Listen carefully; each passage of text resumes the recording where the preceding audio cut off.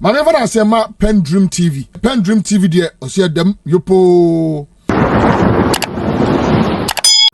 You are once again welcome to PENDREAM TV, the only channel that brings you the best and latest updates in politics. If you are new here, please don't forget to subscribe to the channel. Hit the notification bell for more updates, like and also share to other members to watch as well. You can also leave a comment after watching or send us a voice note on our WhatsApp number.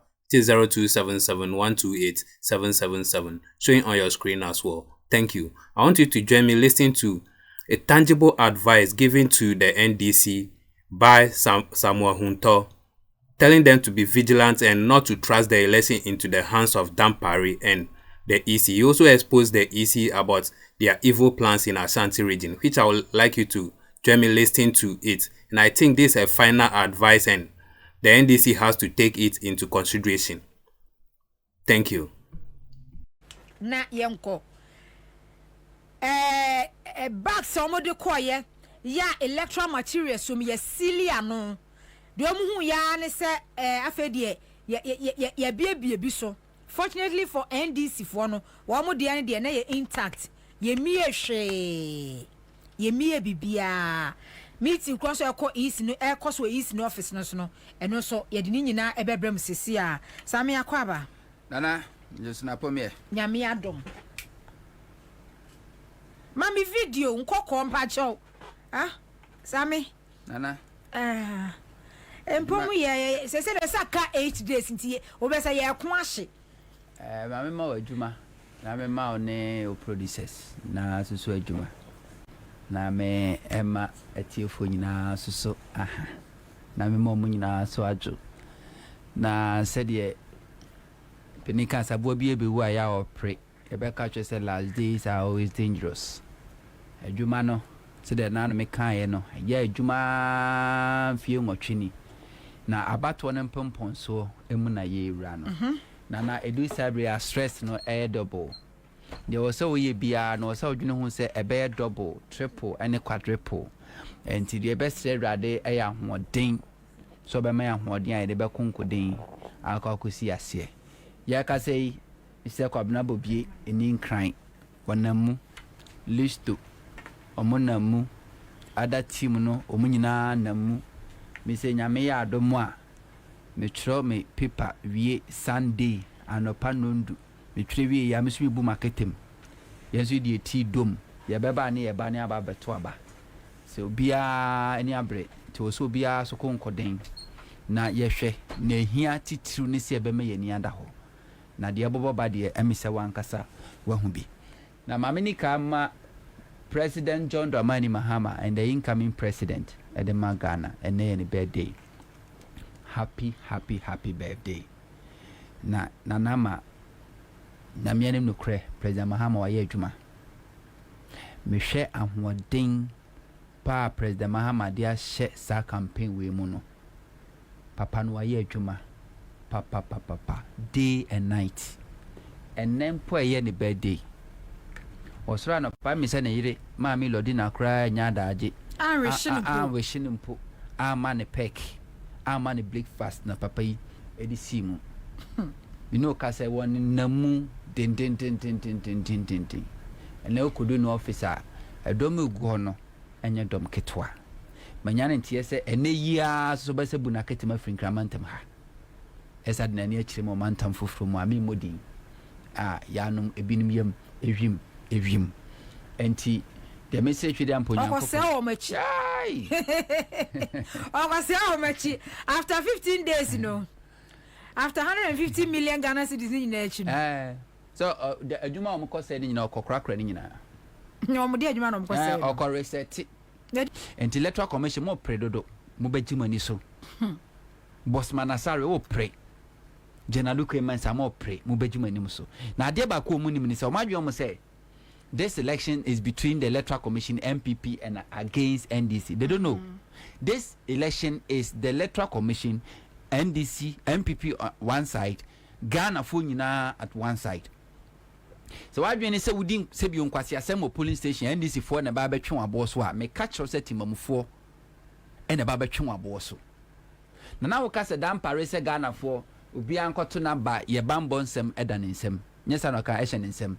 No bebo e ho bai yo Nana na otwi se ne na otwi pepe e na wontumi TV presenter omo friend no na ohene bad den okoye force publication a police for kwache no nana omo che na police for issue statement say omache no ento me process no edna amana face law nana 1 week ni what is the police for na kojina court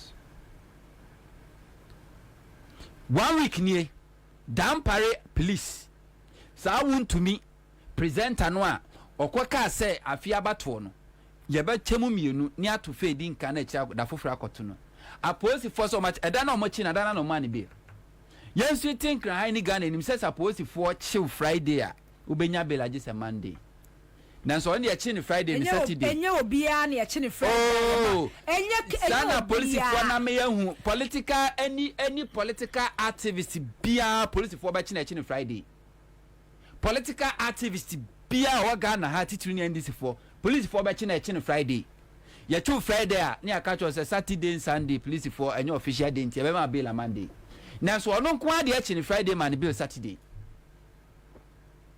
police for catch some na be court Monday eduye amfana nko Tuesday Wednesday Thursday na Friday da ben na Dampare dey abrantre be kogina court alcohol police for statement no o ma kire emra wa buo wa tietia so wa fom entalent na police for amfana kogina court the same Dampare ye call asin of by elections timamufu kwachi MPP fo a na omo sha apolice fo ntaade sha soja fo ntaade a etuo ehye omo ho eche omo de omo koma apolice fo e ma Dampare apolice fo so mu bisa Dampare ne apolice fo say sankrofo no a ye che omo asin of edo omo bae no breku ye koche omo do omo bae no bisa Dampare say omo asem ni kosi sen court ben ye di wo masem da ben do mu kogina court why na ye police prosecutor or prosecuting no what was the conclusion of this matter, this case, and how did they settle it? Bisa Dampare, what would do when you better Dampare said Dampare be provided security? Na se be one kata utia bofom. Adwini nyansa bebem it will make a lot of sense. Nana say ubekwa ko gina terminal 3 Mahama see no na wa twen ship edu ni ama feature na eba adwini nyansa be wom sin say ubeji Dampare ye di say Dampare police ebe provide security for you, especially wo beto abetia MPP.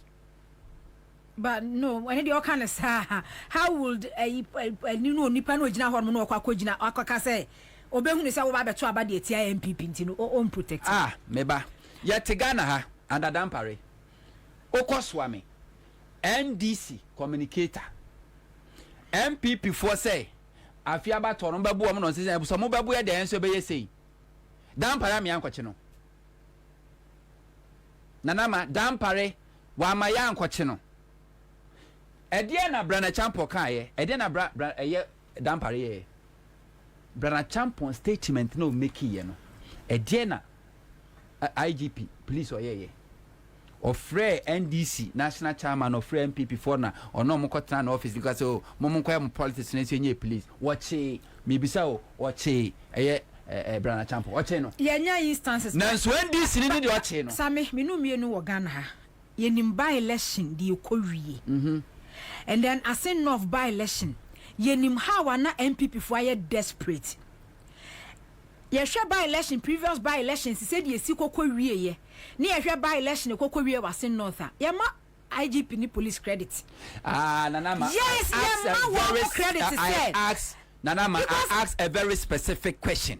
You are Misa yes Misa say I say not by election nana ye hu by election say atwem ko nana but I say not by election no ye timi ma police for aba so say one mu ye adwuma eboaye wo be nyanya one or two maybe instances bia elu de be hu say because me kai say youth organizer ya koto let me ask you but if you compare it to previous IGPs for our mabetwem now they compare IGP Dampare adwuma wo ye far better than the previous one much about Dampare Ghana for no MPP for na echi wo mo a na o mo hye police atade e hye soja atade na tu hye wo mo ho no a ye chi wo mo a na wo breku aye asim breku udi wani krotwa o ma asem ni kosi sen Because saying just update me, maybe my cake. To answer no, I'm asking you because saying we are aware, say it's against the law. Say Timamuni be first soldier near Tadiashe. We are aware. We are aware, say it's against the law. Say Timamuni be for police near Tadiashe. We are aware. We are aware, say it's against the law. Say Udi Tio, Ebe Shohon, a police for no crown or more Emramo Quino, or Moko, a sin of who say police in front of me, who say the two should be home. We are aware, say it's against the law, so be the two, a Kodiabashan Wako police station. We are aware.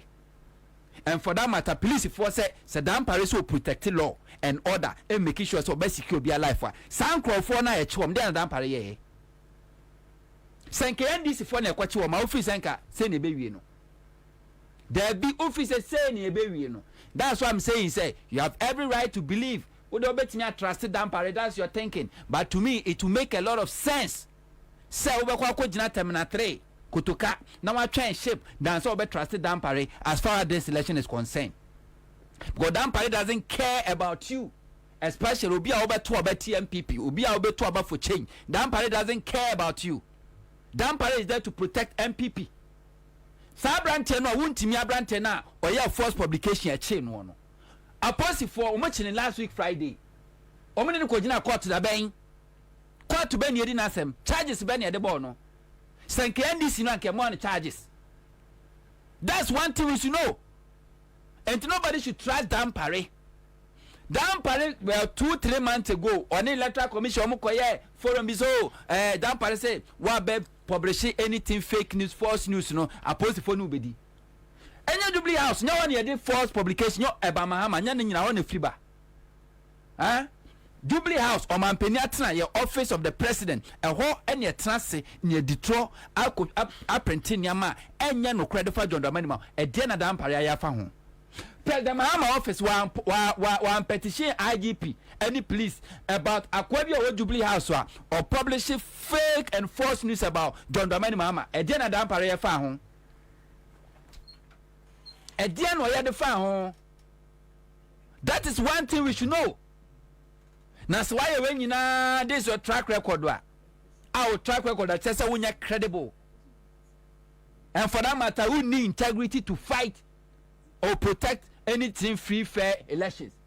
Not even when the Timamufo, yes, civilians, yeah, my own question, and so I said, they protected the law. Yes, civilians, criminals, the command police, Dampare, no more for Mwadi, and you say you're talking what? So we should trust Dampare for what? And who is talking about the credibility of our Arsenal by-election? We are not talking about the credibility. We are not talking about the credibility of the Arsenal by-election, whether the election was credible or not. We are talking about the security lapses. Arsenal by-election. Police for him break, police for him, and MPP tax. Attack Pablo. Ede bo etio born car windscreen nkomo penokuno like ni se enyano omo vandalizing the car. Our police checkpoint. Our breku. Ede na IGP ya fa ho. Malik Basintale. MPP tax as enough. Omo attack no send the car videos no or pictures no. Ede na Dampare ya de fa ho. Enti den na che said ne si ya kwa attack NDC ni ya kwa attack President Mahama and I say NDC executive bia Dampare no be ya fa ho. Ede no ya fa ho as enough.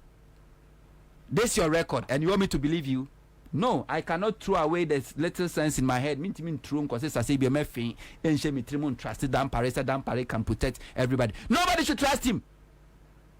Ghana for any person to be protected with these elections. The sanctity of this election. You best secure young civilian. They were civilians. You mean need that ho. Now TMP before me shall post for near soldier for tardy. I was saying of the same thing. And this election we a police officer. O farm nation on some police station will deal with you. We a soldier need a farm nation on some civilians will deal with you. The same way a soldier for na mobile training say and I election way and now we are a bebo and a bebo or tap one or cast and some phone soldier need no cast and some phone. Kabadista was sent about this time ya run a tardy. Shaniso soldier was sent about this time kiavro. A dear a soldier fire their fan. Can you imagine? Send an arm out here now. I can say, I was so genial. Over a now on the more. Yabe bow. I come by me with you. Me bow to your kunuma do a dear near D. So genial cassa same way. None and I'm ho. And these are the people that saw no computed a security election. You think we are mad? So yes, the Mamufo na ya fire destiny into our own hands. We are protecting ourselves against Dampare. And in the crook military security or they that and crowd for. Me see what do any better Dampare security way. And this is for make sure that you secure your vote. Every Ghana for can say best secure a vote, he be protect your vote. No please. Now no ya who election. I who electoral officials are or more common assembly election, assembly member election. You who electoral commission officials. Our one kasa tam-printed ballot papers, multiple show motuma or many go ballot box. A dinner Dampare yet the far home, a dinner electoral commission yet the far home. What did they do? We have all these bad track records, and you still want me to ignore them and believe you because we now here IGP. And so what? Do you think that in terms of security, we believe people about what they say?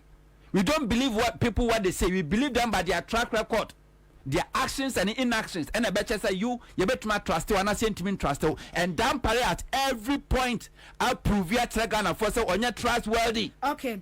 Kwame video na you ready? You call electoral commission or any political parties no eshia. Dr. Edward Omanibuama, director of IT and election, the NDC, Wakasa, anyway, report and so you perceive who the electoral commission no work because issues be briaba, in Koko diaba, and aside in Koko no so no constituencies best of 5 voter regions. So electoral commission said one more any shortfall, but any madi ekasa no. Or see companies who draw ya one more printing here in the presence of one kasa agents no. Edi data and records eba ya print out wama ye nyina short for bia ni babia. So for the EC to come out no be catch Ghana for 8 days to the general election so many shortfall or 5 constituencies no. NDC in supposition is enya no kre because wama print here wie ekuta serial numbers a wamo de eye de wamo ye bia. But your video na you ready enya na me ne Huntor to aso why. Ba Huntor Maya ubetimi na okay, once I train a video no. Nana may draw NDC for T2 attention to this. Stage electoral commission are set to rig this election because of pilot 2020 election. A successful manner and for that matter or continue the regional coalition centers electoral commission creating. A stage at the electoral at the reggae elections. You started in 2020. Yes, successful. And into 2020. First time in the history of Ghana, a Kufuado F flight straight to Kumasi, a coalition center. ABSida. Or coalition center, Nana Yeti. Over 300,000 votes to a more party de Kufuado, yet from Ashanti region. Na enona Jenadu kwe mensa Oma was so piloted successful tested and you implemented. Now me beka sasa me say no nana about all say results ni free one place echo another place results no are vulnerable to changes and it's oma process ni so long steps ni so longer yes like you are making it more easier for the results to be tempered with. And under Dr. Kojo Afarijan Charlotte say, the near say a 2 abano polling station near Bobo.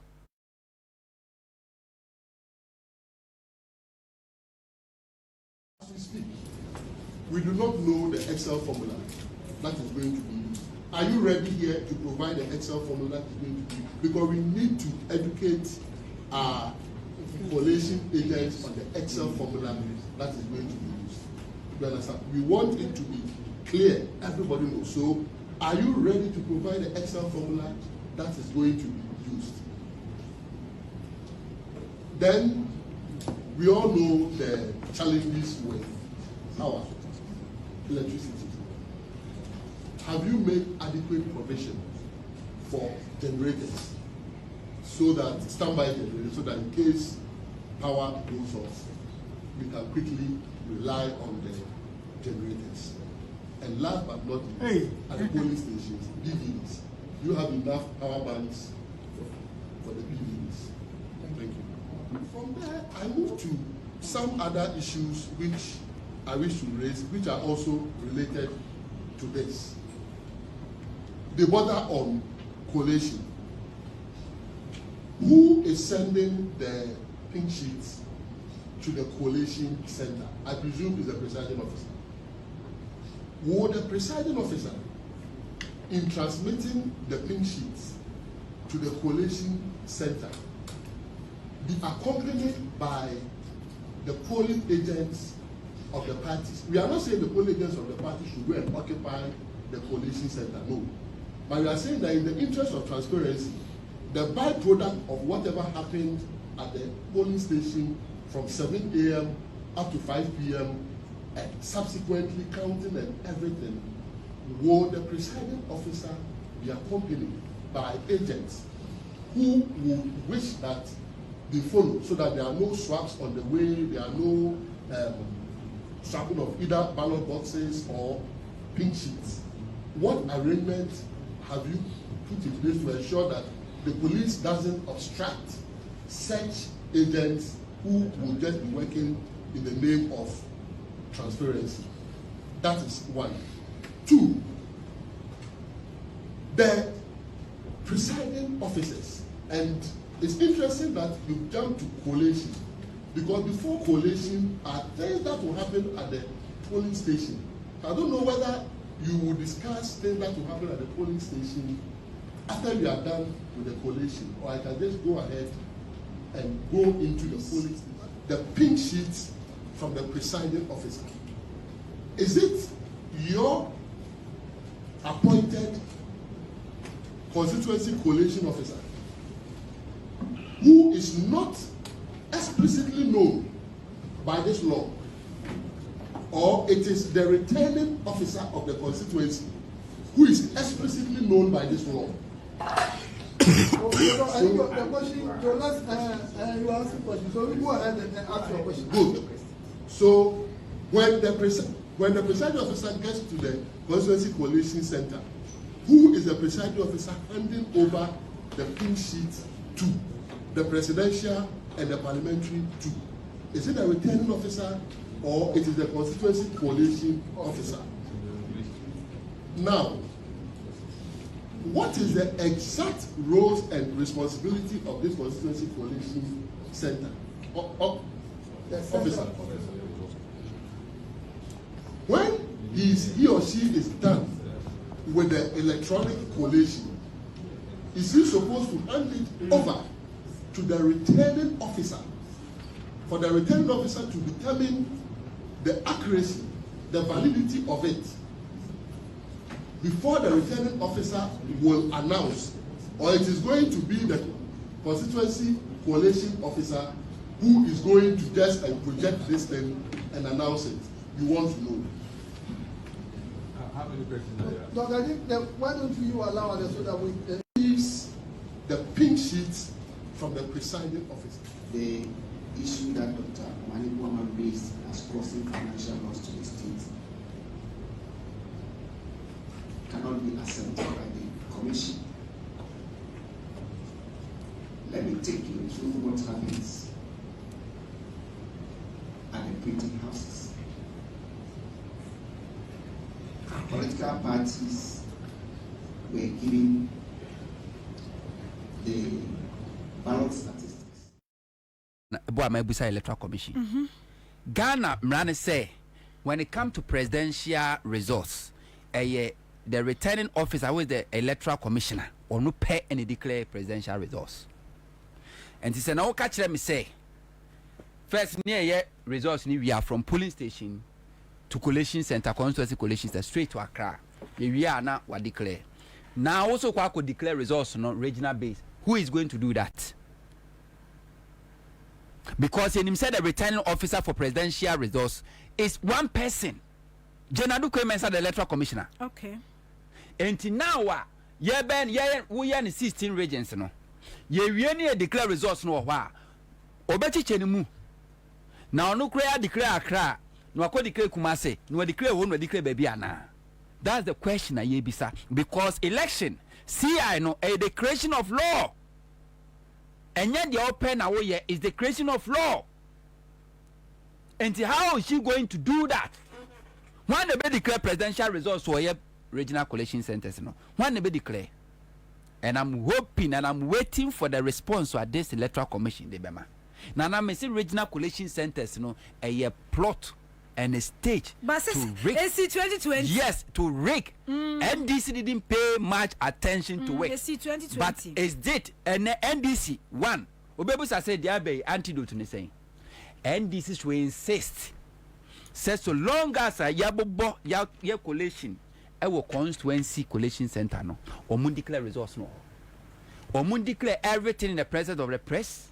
NDC should record everything, live video, record it, and to say you declare na President Mahama 10,000 our constituency. Never do regional collation center na catch so 8,000. Your results no. Also, the electoral commission say collation center be we are what the copy of the pink sheet, you know. Ebe fam edan ho mobia hu. NDC should insist say from the polling station to constituency collation center to the regional collation center to the national no be collecting results ni bia o fa pink sheet ni mo ho copy because there o ye ni say ye wi a enti say NDC agent nye tono na or the pink sheet no kwa unya pink sheet ni wo ba bia and pink sheet no say the man the party agent na buy. And most of the time, the say they buy the party agent. Tienya to abani when saka pink sheet now when we Techiman South the same thing happened. When they were looking for the pink sheet, no, na director of election or what Techiman South no, na no. Later on the pink sheet in buy near twitwa figures him. As a figures. But this time on the electoral commission say what the pink sheet no be bought put a year collation center ho. Said they buy public jinabe NDC should insist say every collation center omunya collective no munyina gitum sampa. This is the true reflection of the results from the polling station to the constituency collation center. Omonfa mosoma moha they shouldn't allow any EC official to move out because a law and so kofa copy no be pink sheet no tata so entimo wa do bi ademana there will be enough for you to paste it there. So that we can track the results from the polling station to the constituency collation center to the regional collation center and to national, and at any given point you know what's the figure we have every evidence to question and query the electoral commission. Yeah, person be ko beba no be catch say e pin sheet no na ye hu. Last election electoral commission deliberately ballot accounting pink sheet ni baby a ye tro se nipa dodo sei and beto aba manual nipa do se na to aba biometrically verification no omo sheda yeni di free ho. And then I'm telling you and the MPP train no party agent how people can vote without biometric verification. It means they are going to make sure say and beto aba more manual verification. And nana it can never be possible say nipa 100 na be register polling station ha na nipa to aba very formal manual you know it should be more than 10% of the total vote. It can never be possible. The NTMP person yen sa no manual verification no cannot dictate say obia to aba mienu na miensa double voting. And until they want to compromise the verification machines said ye be ya omo betimi pave way for them to vote manually. No matter nipa ba ko etima to aba mienu miensa enan enisia because verification machine no don say so baako na ko ba sa don say be so be catch say you what to aba. But without the verification machine no obi betimi to aba mienu. And in MPP may say that's what they're training. I have very close source because omo agent ni bebre and for and this is what they're teaching them. And they should make sure say sir 2020 samfunu esi ye no yeah come man crofo bebre titu na Ashanti region to about manual verification. It won't happen again. It won't happen again. And also the declaration of the results at the constituency collation center is very important. Nana nyankopo adaroma wotimi obi atimi call live ewo Facebook, Instagram, Twitter, wotimi call TikTok, obi atimi call live at any given time. me pam chow be electoral commission county aba declare results should be on record.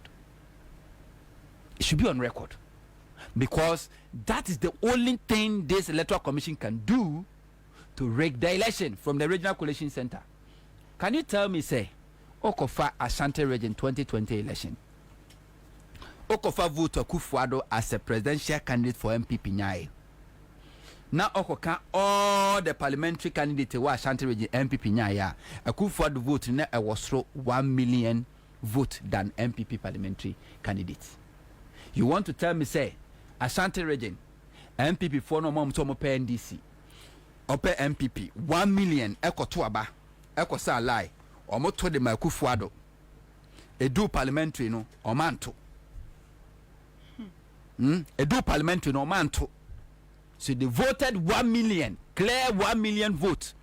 Q voted for Akufo-Addo, but edu parliamentary they didn't vote. Can you tell me that it's not scientific and it can never be proven by any scientific calculation? They did that through the regional coalition centers. Can you tell me, say, Oko central region were about 24 constituencies. Before 2020 election, NDC were only 4 constituencies. Now Nyakoto about NDC winning 14. And NDC were majority seat in the central region. But Okofa presidential results were Akufo-Addo won presidential results over Mahama. You want to tell me, say, yes, central region 4 and a seat here 4 penal. Central region 4 Kotuaba maintaining 4 seats, no. SR to abandon NDC parliamentary candidate MSR winning 10 more additional seats at the car. But Sankrofana and Tuabama Mahama. You want to tell me this? They did that because of from the regional coalition centers. Oh no, yes, I do manage now. And NDC for a sremo. Baby, I do know this that a Juma be a my piano. So Tonko just a second. A Juma wire 4 years ago, you now be useless. A Juma now be useless. Ashanti region again. And this for me at your training agent, your trainer more, yeah, come me say. NDC for more publish and Crawford Equaco Dinamoma NDC. Say agent no publish their names. Na yan kasa yan background checks na say yan MPP modes and ya recruit to mo as NDC publish them. Nana 2020 elections. And Crawford NDC for conform Ashanti region. Say agent na e fanom MPP for. Oko eye swami. Kwame Dodovi parliamentary candidate NDC. Okofa abayu bi so nkonko ye agent asa abayu ano ye MPP ni o na regu nursing trainee o ye MPP ni a ono de name Mahama on person obeti udi ntafo atem. Ena ne classmate a ono no ye NDC ni kwa no ko hu ye say ya o ma recruiting as agent. Ena otia me na so. It's quick na mka chen say ni onko abayo ano ono call the Facebook page and call the gear no ko yi ni pictures MPP activism ano ye ni videos na and na me ye video and am ka say abayo o monyi ni fo boy MPP ni na Kwame Dodovi anso nyame I issue statement say yes no ye MPP ni say so ye NDC ni enti obi a as 2019 na oye NPP ni 2020 no aba be ye NDC ni am wati manya gidie wonumu se ono ne nko gina ho and protect NDC vote. Menya ye sa video no a na ye Ra Joseph Yami ne yira so de o ma detect emrante miensa a mo ye test con MPP mabunu a ukọ mo social media handles yina ye MPP na o mo ka list of nkrofo a na NDC fo afa o mo se o mo nkonko ye agent. Then they started at that time. That was the 5th December, 2 days to elections. Because Crawford due diligence was Ashanti region, you know, MPP for more bebre babe shame. Na se MPP ni represent NDC or polling station so or NDC near. It tells you already police near the corner has been compromised. The electoral commissioner has been compromised. NPP ni Nankasa has been compromised, and the Wankasa agent so has been compromised. And what will happen? enti NDC for me say Ashanti region agenta ma for mu nyina no NDC publish their names na sha sen scrutinize it na say ampa omo NDC for na so omo NDC for because that's what MPP always the omo Ashanti region no we cannot take any risk anymore. Now this election senye electoral commission and I na say abai obewie mu a enka there's no contest. This election there's no contest between Mahama and Baumia and NDC and MPP. There's no contest.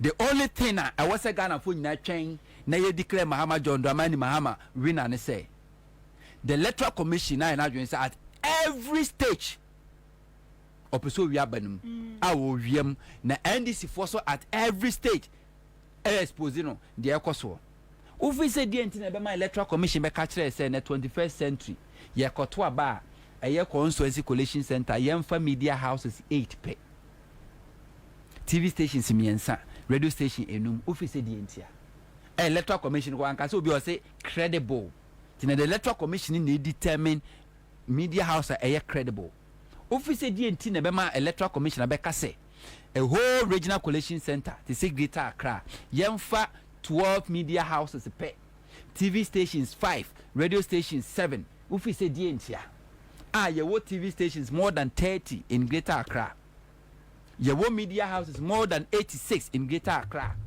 ufi say die ntia because electoral community person or restricted the assets to few people like a MPP for.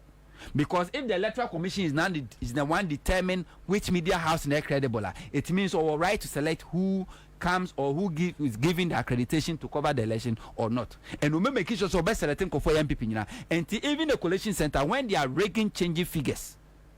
The media houses ever be your more witness, accomplices and witness. So because results is clean.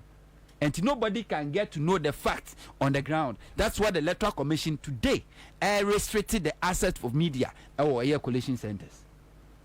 And we must resist. 2012 election, now you did collation polling station, and I said, but you didn't need accreditation.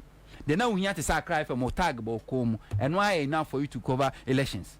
And net 21st century, this is what the electoral commission wants to do because on Pese Ghana for Behumu.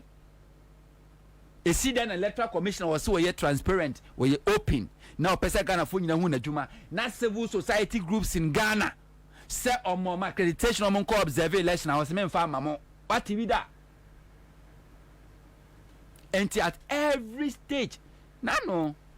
Na say na catch say boss man Nasari say NDC for the political party they should stop wasting their resources say or move follow monitor the transportation of the ballot materials. Bossman Nasari, one who crom for. And then 20. Two faces NDC for monitor the movement of the ballot papers transportation. Can one a bit me who say and cocoa box a bag no ya temper. One can be who. Or back catches all Munya Gidio na mon quadana maybe be a French. St. Candice for the Chanka, we didn't know. Could may be a bag and so as a standard replacing or add the more back one nobody will know. And nobody should try the electoral commission. Nobody, especially at this particular moment, nobody should trust the electoral commission, especially NDC. Now I know NDC doesn't trust them, but the question now, Dr. Manebu Amabisa, they should demand answers. We want to know because that's the stage. The regional coalition center is the tool for rigging. They did it 2020. They succeeded. This time around, making sure so moon succeeded. Baby, about to abandon your own my declare results no ha. Police station declare results no yamfa pin sheet no more.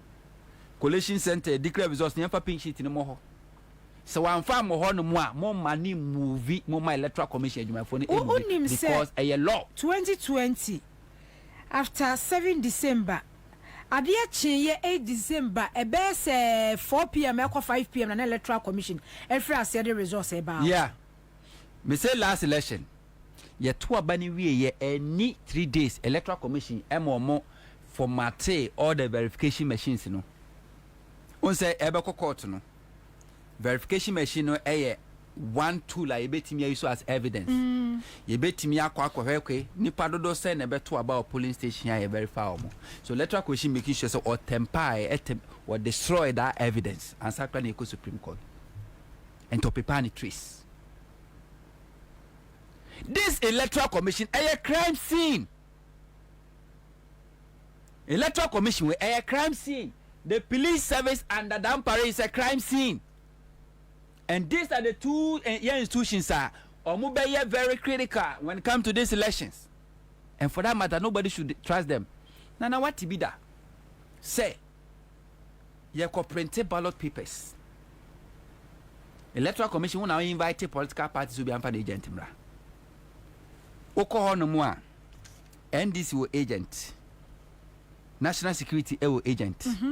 Electoral Commission agent. And too far National Security Electoral Commission MPP. And too far MPP National Security Electoral Commission. O for more omunkwana almost 3 or 4 agent against NDC. More supervise printing of the ballot papers no. And a printing of ballot papers no. Yes, here printing is like a polling station be an number and printing according to the polling stations a be an serial number at the also wants a serial number be okay. It took you more than 2 weeks to do this printing. When NDC agent prompt you say there's a problem with the serial number, moko bono. Our printing house. Jakpa omobono. We Electoral Commission be okay. What bag? What transported from Accra to Ahafo region? What transported from Accra to Volta region? After 1 week, no be catch say I feel no one say serial numbers no. And from so ewo home. Na serial number from so ba unim de ekire. De ekire ne say enkrofo betima kwa koto maba. Because ye kind ballot papers ne was a serial number way. It is not and follow order. Sa pink sheet a ballot paper is considered say a foreign material and to be ye film. And it is say okot is a voter region. And can crofo be brepe twaba. Kebe yo mu vote nyina tuagu because electoral commission be catch say serial number we nyem serial number and for that matter you suspect say nipa ni free outside and the better ballot box until ya to atwene. That is their motive because last election what they did was that omo dia soldier for na police folk go work create insecurity in the name of Western Togolands just to suppress the vote in a voter region. This time round Western Togoland akokra no wawu. And to my yamunyo be on the beshano. And now, dear, I was say making sure that I don't bet to cry about that can be yet to go. Now, what's why I print in area 8 days to elections. No, I catch say NDC stronghold, Keta, Ketu South, a whole central, whole west, Hohoi, pink sheet now printed, a ballot papers now printed and a shorty. Enough. Okay, senior enough for trying. How many voters in all these constituencies? So now register total voters. How many pin sheet and our print here? You only number near as I'm pa a shorty and short here. Statement on the ban was state here. 130. One can say okay to South, my register nipa 10,000 to about names me printing ballot papers no. My printing 9,000, I shorted 1,000, I maybe printed a 8,000 account. One can you can't say shortage. And how would we know? And then I gonna for betting will be also accountable, free, fair. Will be able for one simame. And Nana Yanko pardon me say I can't foie and watch it. We never I can't foie and soon. And this is for mammon na. Do election time, politicians, you don't sleep. Will be a dana do not know operations. Monitor the activities of the Electoral Commission. The regional coalition centers a stage for rig. Okay. And for that matter, NDC should insist. Constituency coalition center declare results no be asset for your month pin sheet in the moho. Okay. Or moon declare or yan recorded a just 276. Constituency be I be you be me recorded in live. A bride declare results no. Yan recorded everything. Without that, MPP Baumia, they are gonna. There's no contest in this election. That's it. Thank you for staying tuned. PENDREAM TV really appreciate your time on the channel. Please do subscribe if you're a new member. Don't log out without subscribing because we have more in store coming your way. Stay tuned for more. Thank you. Dedi kama mamena PENDREAM TV ase. Na so far so good. Say open online portal e wo Ghana. Nipa share, nipa follow, nipa comment here. To my best of knowledge, without any biases, PENDREAM TV.